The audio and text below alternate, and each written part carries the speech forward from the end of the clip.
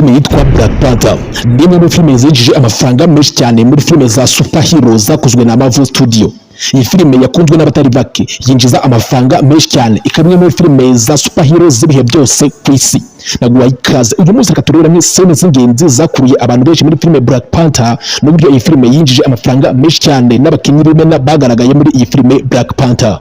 Nabaha ikaze vengeritwa mita Sam, niba utarakora subscribe no kuri Mukiri Entertainment uyu mwanya kuba wakora subscribe ugakanda like ukagira igitekerezo cyawe muri comment. Black Panther ni imwe muri filime za superhero zakunzwe cyane ku isi.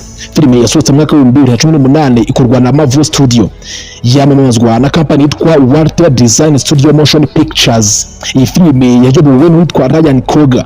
Iyi filime yahise iba filime yamamaye mu gihe gito hirya no hino ku isi bitewe n'uburyo igaragaza umuco nyafurika, inkuru ikomeye y'ikoranabuhanga rihanitse, imirwano ihambaye n'uburyo iyi filime ishingiye ku nkuru ishishikaje cyane. Iyi filime ibera mu gihugu mpimbano cya Afurika, igihugu kiba cyitwa Wakanda. Iki gihugu kiba gifite ikoranabuhanga rihambaye n'iterambere cyanateye imbere mu bukungu bishingiye ku ibuye ryitwa vibranium. Abantu bo hanze ya Wakanda mu isi isanzwe bamaze ko Wakanda ari igihugu gikenye gituwe n'abasanga ubutaka bo muri Afurika baba batunzwe n'ubuhinzi n'ubworozi.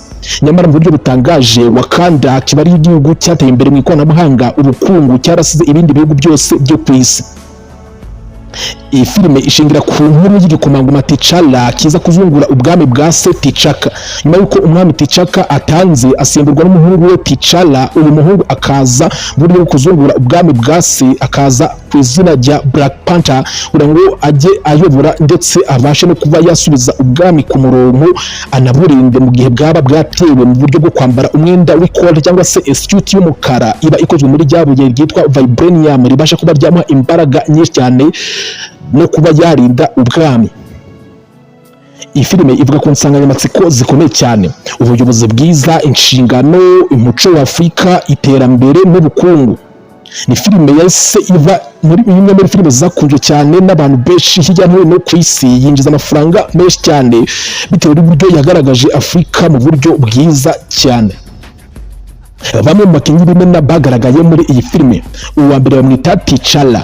T'Challa yakinnye nka Chadwick Boseman amazina nyakuri.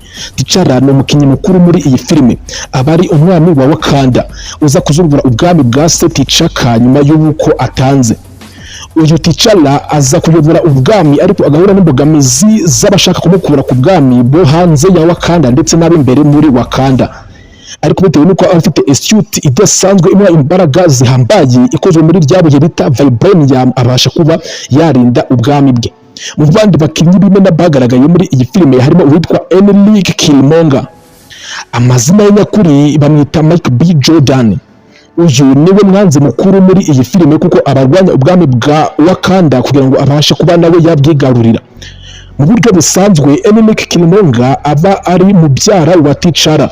Uyu we aba yarakuriye hanze y'ubwami ariko nyuma akaza kongera gushaka kubwigarurira bitewe nuko nawe aba ari mu bantu bafite amaraso y'ubwami.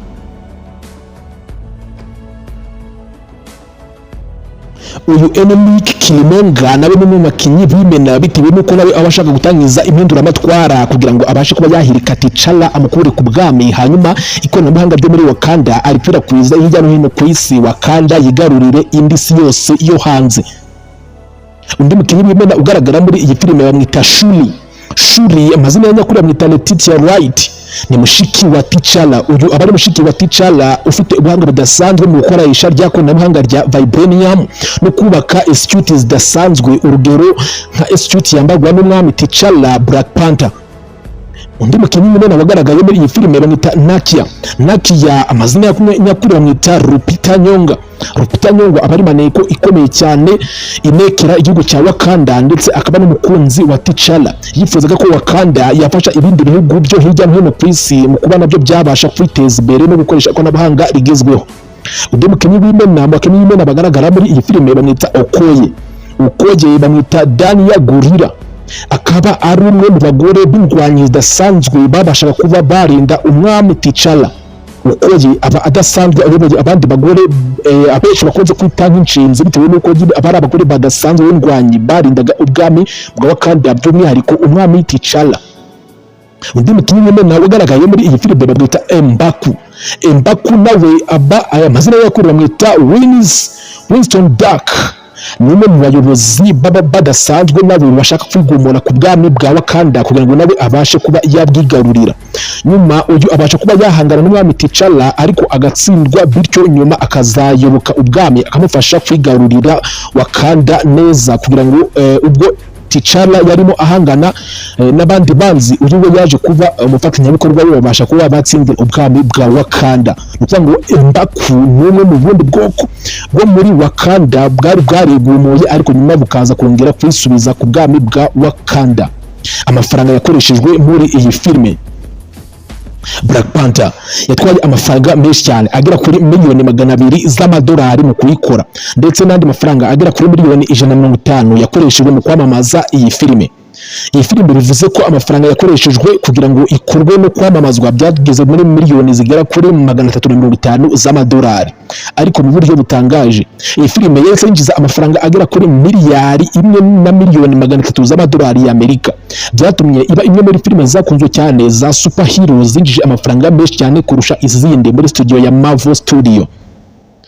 Iyi filime yatwaye ibihembo byinshi bitandukanye, harimo igihembo cya Oscar Best Costume Design, igihembo cya Best Production Design ndetse n'igihembo cya Best Original Score. Iyi filime yahawe n'ikindi gihembo ndetse ihatanirwa n'ibindi bihembo byatangwa na Oscar, iza ku mwanya wa mbere muri filime zakozwe na Marvel Studios zahataniye igihembo cya Best Pictures. Scene zitangaje zagaragaye muri iyi filime, bwa mbere ni ukwerekana Wakanda, igihugu cya Wakanda. Abantu benshi hirya no hino ku isi baba bazi ko Wakanda ari igihugu cyo muri Afurika gisanzwe gituwe n'abahinzi n'aborozi b'umusangwabutaka, nyamara ubwo berekanaga bwa mbere uburyo Wakanda ari ahantu hateye imbere, hatangaje, hateye imbere cyane mu bukungu n'ikoranabuhanga, abantu benshi bahita batangazwa cyane n'uburyo nyine Wakanda aba ari ahantu hateye imbere mu buryo budasanzwe. Imodoka ziguruka, ibyogajuru bidasanzwe bitwara abantu, laboratwari zigezweho ndetse n'umuco nyafurika bita bigaragaza Wakanda. Iyi scene irimo muri scene zakunzwe cyane n'uburyo nyine zita zigaragaza Wakanda nk'ahantu hadasanzwe muri iyi filime. Indi scene ya kabiri ni intambara yabereye ku isumo ry'amazi, ubwo umwami T'Challa yahanganaga na Mbaku. Uyu Mbaku ni ubwoko bwari bwarigumuye kuri Wakanda, nabwo bushaka kwigarurira ubwami bwa Wakanda. Ubwo bahanganaga mu iriba ry'amazi cyangwa se mu isumo, umwami T'Challa yabashije kuba yatsinda Mbaku, bityo agumana ubwami bwa Wakanda. Iyi nayo ni imwe muri scene zakunzwe ndetse zikurura n'abarangamutima y'abantu benshi barebye iyi filime. Indi scene ya gatatu ni imirwano yabereye muri gihugu cya Korea mu mujyi wa Busan. Iyi mirwano ni imirwano iba idasanzwe, uburyo nyine imodoka baba bagendamo iba iyoborwa na mushiki wa T'Challa. Iyi modoka iba ifite ikoranabuhanga ridasanzwe, n'uburyo abagore barindaga umwami T'Challa babasha kuba barwanamo. Ni ibintu byagaragaje iyi scene nkuko abantu benshi bagaragaje ko bayikunze cyane muri iyi filime Wakanda. Indi scene ni scene ubwo Killmonger yafataga ubwami. Killmonger nawe yari afite amaraso y'ubwami, ubu yaje kwigarurira ubwami bwa Wakanda, abasha kuba yatsinda umwami T'Challa. T'Challa amanuka ku isumo ry'umugezi, abantu benshi bagize amarangamutima akomeye cyane bibwira ko yatanze, ariko mu by'ukuri nyuma yaho aza kongera kugaragara ari kuvurwa, yaratabawe na wa mwanzi wari umwanzi wa Wakanda, wabashe kuba bamutabara abakongera kwihuza mu kurwanya Killmonger. Iyi nayo ni imwe muri scene zakunzwe ndetse zikurura amarangamutima y'abantu benshi barebye iyi filime Wakanda. Indi scene ya gatanu ni ijambo Wakanda Forever ryavuzwe n'umwe muri babagore barindaga umwami T'Challa. Abantu benshi iri jambo barigarutseho cyane no guha icyubahiro umwami T'Challa, bakunze gukoresha iri jambo Wakanda Forever no kuyikomanga mu gatuza. Iyi nayo ni imwe muri scene zakunzwe cyane. Iscene ya gatandatu nayo yakunzwe cyane ni intambara ya nyuma, ubwo T'Challa yahanganaga na Killmonger barwanira mu birombe bya Vibranium ku muhanda wa gari ya moshi. Iyi ni scene yakuruye amarangamutima y'abantu benshi cyane, bibaza umuntu uri buze gutsinda, dore ko bari mu mirwano idasanzwe ahantu hari Vibranium harimo hasenyuka. Ibintu nabyo bikaba byakuye amarangamutima y'abantu benshi barebye iyi filime.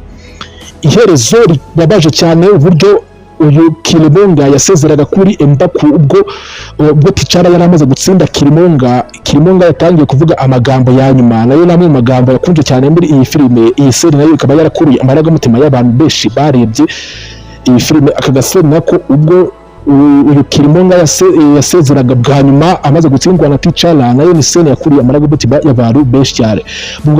Ku mwanzuro rero iyi filime ni filime yasize amateka yo kuba yaragaragaje umugabane wa Afurika neza cyane nk'ahantu hafite umuco, ikoranabuhanga n'uburyo budasanzwe bw'iterambere.